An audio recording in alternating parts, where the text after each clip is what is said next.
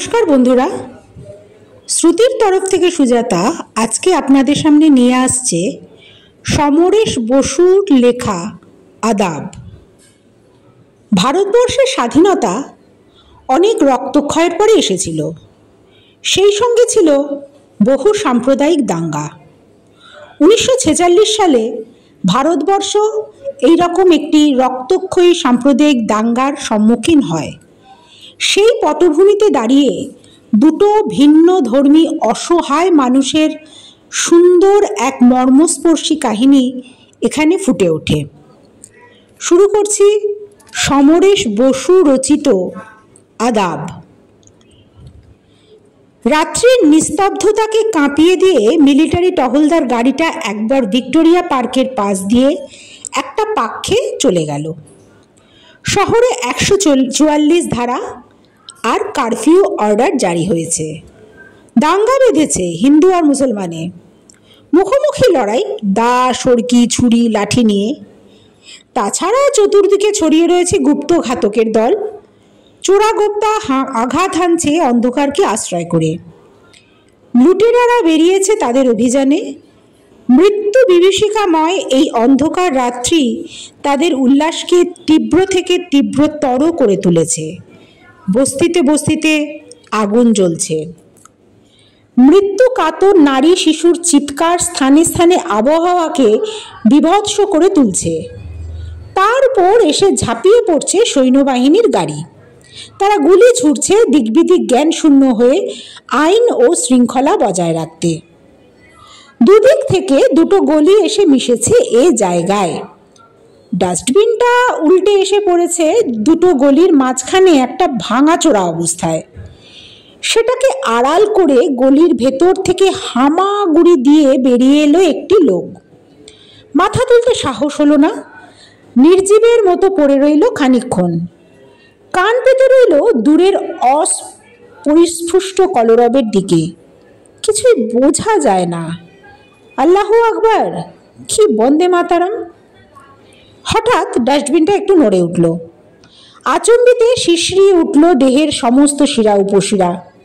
দাঁতে দাঁত চেপে হাত পাগুলোকে কঠিন করে লোকটা প্রতীক্ষা করে রইল একটা ভীষণ কিছুর জন্য। কয়েকটা মুহূর্ত কাটে। নিশ্চল নিস্তব্ধ চারিদিক। বোধহয় কুকুর। তাড়া দেওয়ার জন্যে লোকটা ডাস্টবিনটাকে ঠেলে দিল একটু খানিকক্ষণ। চুপচাপ। আবার নড়ে উঠল ডাস্টবিনটা। ভয়ের সঙ্গে এবার একটু কৌতূহল হলো। আস্তে আস্তে মাথা তুলল লোকটা। ওপাশ থেকেও উঠে এলো ঠিক তেমনই একটি মাথা। মানুষ। ডাস্টবিনের দুই পাশে দুটি প্রাণী, নিষ্পন্দ, নিশ্চল। হৃদয়ের স্পন্দন তালহারা এবং ধীর। স্থির চারটে চোখের দৃষ্টি ভয়ে, সন্দেহে, উত্তেজনায় তীব্র হয়ে উঠেছে। কেউ কাউকে বিশ্বাস করতে পারছে না। উভয় উভয়কে ভাবছে খুনি। চোখে চোখ রেখে উভয়েরই একটা আক্রমণের প্রতীক্ষা করতে থাকে। কিন্তু খানিকক্ষণ অপেক্ষা করেও কোনো পক্ষ থেকে আক্রমণ এলো না। এবার দুজনেরই মনে একটা প্রশ্ন জাগলো, হিন্দু না মুসলমান? এই প্রশ্নের উত্তর পেলে হয়তো মারাত্মক পরিণতিটা দেখা দেবে। তাই সাহস করছে না কেউই সে কথা জিজ্ঞাসা করতে। প্রাণ ভীত দুটি প্রাণী পালাতেও পারছে না, ছুরি হাতে আততায়ীরা ঝাঁপিয়ে পড়ার ভয়। অনেকক্ষণ এই সন্দিহান ও অস্বস্তির অবস্থায় দুজনেই অধৈর্য হয়ে পড়ল। একজন শেষ অবধি প্রশ্ন করে ফেলল, হিন্দু না মুসলমান? আগে তুমি কও। অপর লোকটি জবাব দেয়। পরিচয়কে স্বীকার করতে উভয়েই নারাজ। সন্দেহের দোলায় তাদের মন দুলছে। প্রথম প্রশ্নটা চাপা পড়ে, অন্য কথা আসে। একজন জিজ্ঞাসা করে, বাড়ি কোনখানে? বুড়ি গঙ্গার হেই পারে, সুবইডায়। তোমার? চাষারা, নারায়ণগঞ্জের কাছে। কি কাম করো? নাও আছে আমার, নায়ের মাঝি। তুমি? নারায়ণগঞ্জের সুতা কলেট কাম করি। আবার চুপচাপ। অলক্ষ লক্ষ্যে অন্ধকারের মধ্যে দুজন দুজনের চেহারাটা দেখবার চেষ্টা করে উভয়ের পোশাক পরিচ্ছদটা খুঁটিয়ে দেখতে। অন্ধকার আর ডাস্টবিনটার আড়াল সেদিক থেকে অসুবিধা ঘটিয়েছে। হঠাৎ কাছাকাছি কোথাও একটা শোরগোল ওঠে। শোনা যায় দুপক্ষেরই উন্মত্ত কণ্ঠের ধ্বনি। সুতাকলের মুজুর আর নামের মাঝি দুজনেই সন্ত্রস্ত হয়ে একটু নড়ে চড়ে উঠল। ধারে কাছে যেন হইতেছে। সুতা মজুরের কণ্ঠে আতঙ্ক ফুটে উঠল। চলো এইখান থেকে উঠতে যাই। মাঝিও বলে অনুরূপ কণ্ঠে। সুতা মজুর বাধা দিল। আরে না না, উঠো না, জান্ডারে দিবা নাকি? মাঝির মন আবার সন্দেহে দুলে উঠল। লোকটার কোনো বদ অভিপ্রায় নেই তো? সুতা মজুরের চোখের দিকে তাকালো সে। সুতা মজুরও তাকিয়েছিল। চোখে চোখ পড়তেই বলল, বইও, যেমন বইয়া রয়েছ সেই রকমই থাকো। মাঝির মনটা ছ্যাত করে উঠল সুতা মধুরের কথায়। লোকটা কি তাহলে তাকে যেতে দেবে না নাকি? তার সারা চোখে আবার সন্দেহ ঘনিয়ে এলো। জিজ্ঞাসা করলো, কেন কেন? সুতা মজুরের চাপা গলা ঝেঁজে উঠল। কেন কি? মরতে যাইবা নাকি তুমি? কথা বলার ভঙ্গিটা মাঝির ভালো ঠেকল না। সম্ভব অসম্ভব নানা রকম ভেবে এসে মনে মনে দৃঢ় হয়ে উঠল।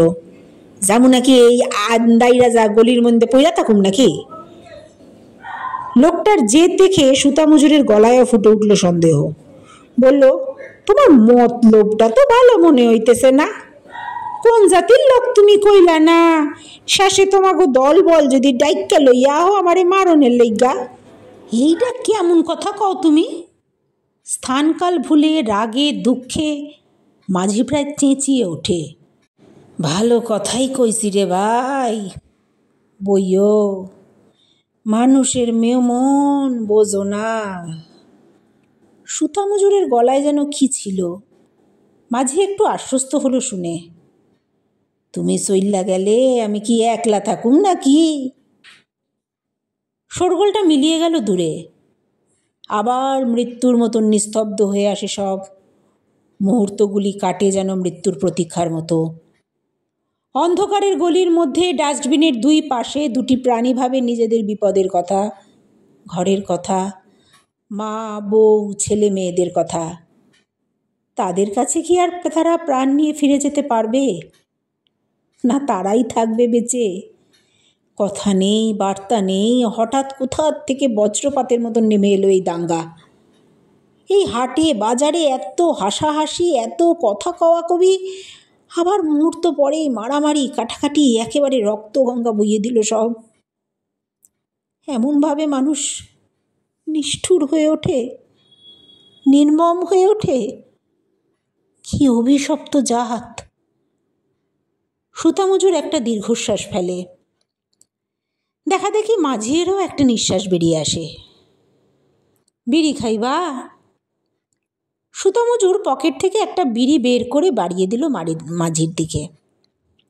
মাঝি বিড়িটা নিয়ে অভ্যাস মতন দু একবার টিপে কানের কাছে বার কয়েক ঘুরিয়ে চেপে ধরল ঠোঁটের ফাঁকে। সুতা মজুর তখন দেশলাই জ্বালাবার চেষ্টা করছে। আগে লক্ষ্য করেনি জামাটা কখন ভিজে গেছে। দেশলাইটাও গেছে সেতিয়ে। বার কয়েক খসখস শব্দের মধ্যে শুধু এক আধটা নীলচে ঝিলিক দিয়ে উঠল। বারুদ ছড়া কাঠিটা ফেলে দিল বিরক্ত হয়ে। হালার ম্যাচ বাতিও গেছে শ্যাতাইয়া। আর একটা কাঠি বার করলো সে। মাঝি যেন খানিকটা অসবুর হয়েই উঠল সুতা মজুরের পাশে। আরে জ্বলবো, দাও দেখিনি, আমার কাছে দাও। সুতা মজুরের হাত থেকে দেশলাইটা প্রায় ছিনিয়ে নিল সে। দুই একবার খসখস করে সত্যিই সে জ্বালিয়েও ফেললো একটা কাঠি। সুবহানাল্লাহ, নাও দাঁড়াও তাড়াতাড়ি।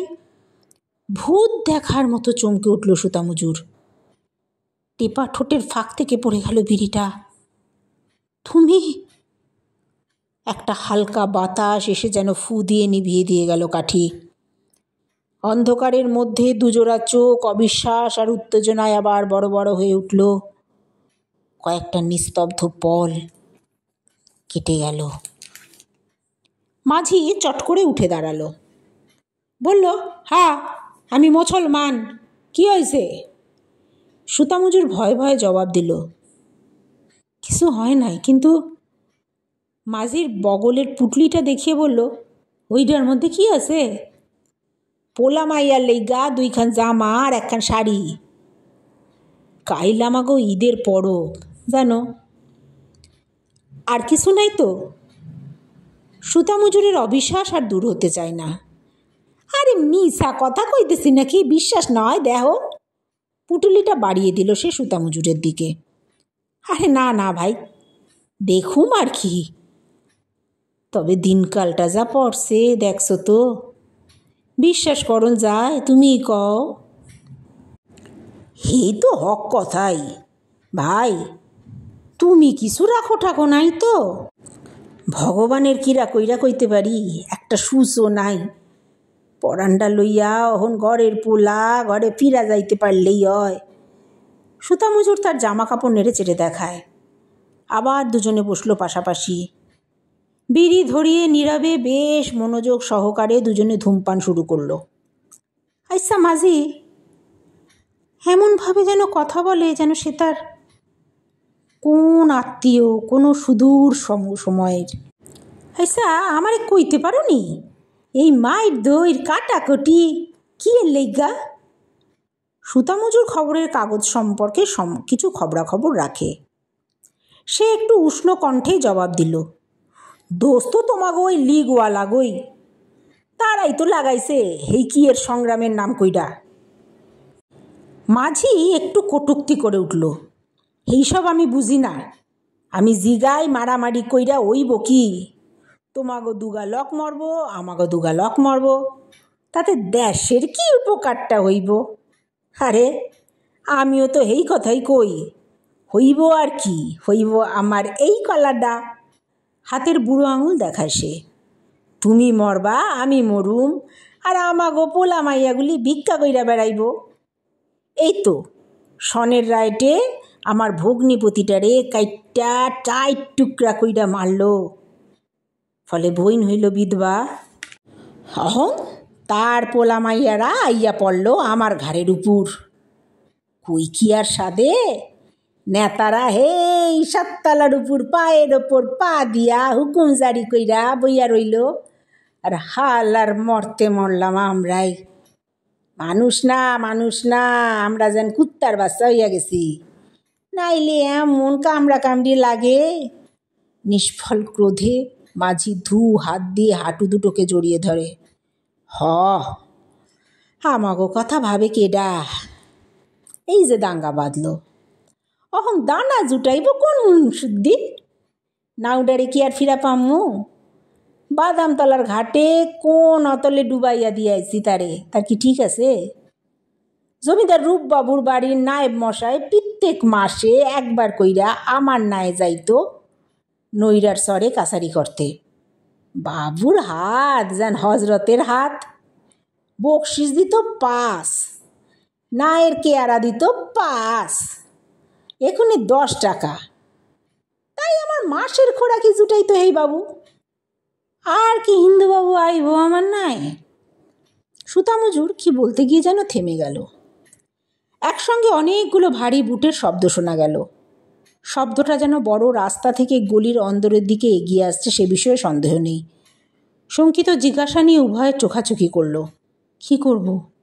মাঝি তাড়াতাড়ি পুটলুটাকে বগল দাবা করে, চলো পালাই। কিন্তু যামু কোন দিকে? শহরের রাস্তাঘাট তো ভালো চিনি না। মাঝি বলল, চলো যেদিকে হোক, মিশামিশি পুলিশের মাইর খামু না, ও ঢ্যামনা গো বিশ্বাস নাই। ঠিক কথাই কইছো, কোন দিকে যাইবা কও, আইয়া তো পড়ল এইদিকে। গলির যে মুখটা দক্ষিণ দিকে চলে গেছে সেদিকে পথ নির্দেশ করলো মাঝি। বললো, চলো। কোনো গতিকে একবার যদি বাদামতলির ঘাটে গিয়া উঠতে পারি তাইলে আর ডর নাই। মাথা নিচু করে মোড়টা পেরিয়ে ঊর্ধ্বশ্বাসে তারা ছুটল। সোজা এসে পড়ে একেবারে পাটুয়ারি রোডে। নিস্তব্ধ রাস্তা, ইলেকট্রিকের আলোয় ফুটফুট করছে। দুজনেই একবার থমকে দাঁড়ালো।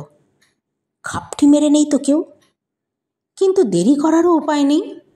রাস্তার এমোড় ওমোড় একবার দেখে নিয়ে সোজা ছুট লাগালো পশ্চিম দিকে। খানিকটা এগিয়েছে এমন সময় তাদের পেছনে শব্দ উঠল ঘোড়ার খুরের। তাকিয়ে দেখলো অনেকটা দূরে একজন অশ্বারোহী এদিকেই আসছে। ভাববার সময় নেই। বাঁ পাশে ম্যাথর যাতায়াতের সরু গলির মধ্যে আত্মগোপন করলো তারা। একটু পরে ইংরেজ অশ্বারোহী রিভলভার হাতে তীব্রগে বেরিয়ে গেল, তাদের বুকের মধ্যে অশ্বক্ষুরের ধ্বনি তুলে দিয়ে। শব্দ যখন চলে গেল অনেক দূরে, উকিঝুঁকি মারতে মারতে তারা আবার বেরোলো। কিনারে কিনারে চলো, সুতামুজুর বলে। রাস্তার ধার ঘেঁষে সন্তস্ত্র দ্রুত গতিতে এগিয়ে চলে তারা। খাড়াও, মাঝি চাপা গলায় বলে। সুতামুজুর চমকে থমকে দাঁড়ায়। কী হইল? আইও এদিকে। সুতামুজুরের হাত ধরে মাঝি তাকে একটা পানবিড়ির দোকানের আড়ালে নিয়ে যায়। এদিকে দেহ। মাঝির সংকেত মতো সামনের দিকে তাকিয়ে সুতামুজুর দেখল প্রায় 100 গজ দূরে একটা ঘরে আলো জ্বলছে। ঘরের সংলগ্ন উঁচু বারান্দায় 10-12 জন বন্দুকধারী পুলিশ স্থানুর মতো দাঁড়িয়ে আছে, আর তাদের সামনে ইংরেজ অফিসার কি যেন বলছে অনর্গল। পাইপের ধোঁয়ার মতন তাদের হাত আর মুখ নড়ছে। বারান্দার নিচে ঘোড়ায় জিন ধরে দাঁড়িয়ে আছে আরও একটি পুলিশ। অশান্ত চঞ্চল ঘোড়া কেবলই পা ঠুকছে মাটিতে। মাঝি বলে, এইটা ইসলামপুর ফাঁড়ি। আর একটু আগাইয়া গেলে ফাঁড়ির কাছে বাঁ দিকে যে গলিটা গেছে, এই পথে যাইতে হইব আমাগো বাদামতলির ঘাট। সুতামুজুরের সমস্ত মুখ আতঙ্কে ভরে উঠল। তবে তাই কইতেছি, তুমি থাকো, ঘাটে গিয়া তোমার বিশেষ কাম হইব না। মাঝি বলে, এইটা হিন্দু গো আস্তানা, আর ইসলামপুর হইল মুসলমান গো।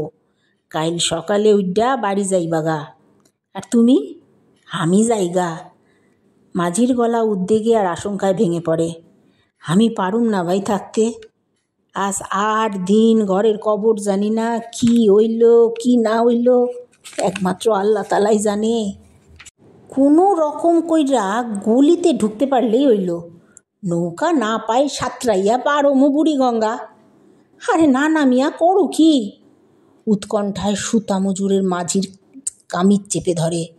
কেমনে যাইবা তুমি? আবেগ উত্তেজনায় মাঝির গলা কাঁপে। ধৈর্য না ভাই, ঝাইরা দাও। বোঝো না তুমি, কাইল ঈদ। পোলা মাইয়ারা সব আজ চাঁদ দেখছে। কত আশা করে রয়েছে তারা নতুন জামা পিনব, বাপজানের কোলে চড়ব। বিবি চোখের জলে বুক ভাসাইতেছে। পারুম না ভাই, পারুম না। মনটা কেমন যেন করতেছে। মাঝির গলা ধরে আসে। সুতামুজুরের বুকের মধ্যে টনটন করে ওঠে। কামিজ ধরা হাতটা শিথিল হয়ে আসে। যদি তোমারে ধইরা ফেলে? ভয় আর অনুকম্পায় তার গলা ভরে ওঠে। পারবো না ধরতে, ডরাইও না। এইখান থেকে যাই নইট না, যাই। ভুলুম না ভাই এই রাত্রির কথা। নসিবে থাকলে তোমার লাগে মোলাকাত আবার হইব। আদাব। আমিও ভুলুম না ভাই, আদাব। মাঝি চলে গেল পা টিপে টিপে। সুতামুজুর বুক ভরা উদ্বেগ নিয়ে স্থির হয়ে দাঁড়িয়ে রইল। বুকের ধুকধুকুনি আর কিছুতেই বন্ধ হতে চায় না। উৎকর্ণ হয়ে রইল সে। ভগবান, মাঝি যেন বিপদে না পড়ে। মুহূর্তগুলি কাটে রুদ্ধ নিঃশ্বাসে। অনেকক্ষণ তো হলো, মাঝি বোধ হয় এতক্ষণে চলে গেছে। হা হা, পোলা মাইয়ারা কত আশা, নতুন জামা পরবে, আনন্দ করবে, পরব তো। বেচারা বাপজানের পরান তো। সুতামুজুর একটা নিঃশ্বাস ফেলে। সোহাগে আর কান্নায় বিবি ভেঙে পড়বে মিয়া সাহেবের বুকে। মরণের মুখ থেকে তুমি বাচ্চা আইছো। সুতামুজুরের ঠোঁটের কোণে একটু হাসি ফুটে উঠল। আর মাঝি তখন কি করবে? মাঝি তখন হাল্ট! ধক করে উঠল সুতামুজুরের বুক। বুট পায়ে কারা যেন ছোটাছুটি শুরু করেছে। কি যেন বলা বলি করছে আর চিৎকার করছে। ডাকো বাপ্তায়! সুতামুজুর গলা বাড়িয়ে দেখল পুলিশ অফিসার রিভলভার হাতে রাস্তার ওপর লাফিয়ে পড়ল।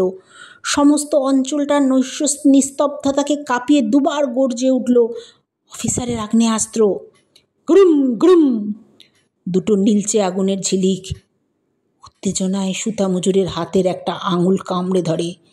লাফ দিয়ে ঘোড়ায় উঠে অফিসার ছুটে গেল গলির ভেতরে। ডাকুটার মরণ আর্তনাদ সে শুনতে পেয়েছে। সুতা মজুরের বিহ্বল চোখে ভেসে উঠল মাঝির বুকের রক্তে। তার পোলা মাইয়া, তার বিবির শাড়ি জামা রাঙা হয়ে উঠেছে। মাঝি বলছে, পারলাম না ভাই, পারলাম না। আমার সাওয়ালরার বিবি চোখের পানিতে ভাসবো পরবের দিনে। দুশ্মনরা আমারে যাইতে দিল না গো তাগো কাছে, দুশ্মনরা আমারে যাইতে দিল না গো তাগো কাছে, দুশ্মনরা আমারে যাইতে দিল না গো তাগো কাছে। ধন্যবাদ। শেষ হলো সমরেশ বসু রচিত আদাব। দাঙ্গা কারুর ভালো করে না, দাঙ্গায় শুধু ক্ষয়ই হয়, ক্ষতিই হয়।